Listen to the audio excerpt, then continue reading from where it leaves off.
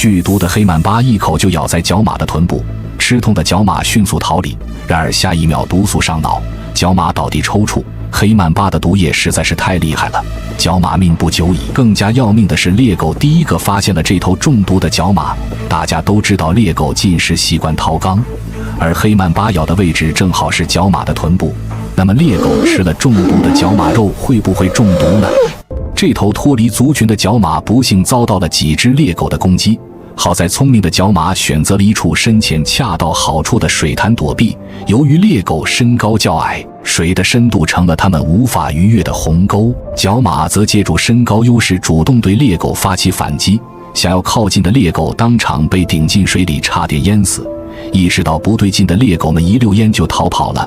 角马见猎狗都离开了，它也回到岸上，朝着族群的方向奔跑。角马以为终于摆脱了猎狗的纠缠，让他万万没想到的是，更大的危险正悄然来临。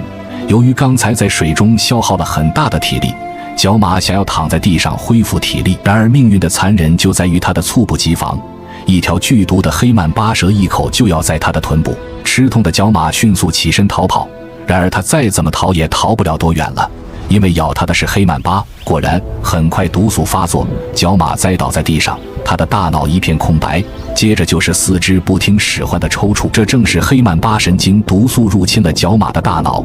恐怖的黑曼巴毒液是以树突毒素为主的超级神经毒素，混合了强效心脏毒素，一旦毒素扩散，角马的身体就不受自己控制了。角马的生命力正快速流失。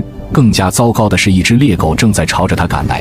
角马凭借着最后一丝本能起身逃跑，但很快它又栽倒在地上。此时猎狗也来到了它的身边，角马心中无比绝望。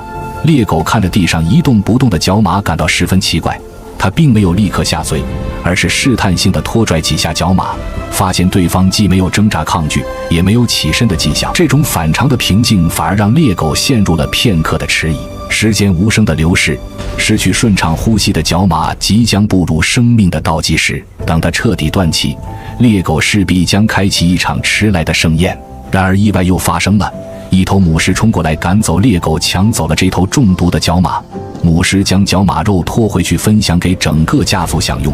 黑曼巴之所以恐怖，不仅是它有着致命的神经毒素，而且它的排毒量巨大，平均排毒量是100到120毫克，最高可达400毫克。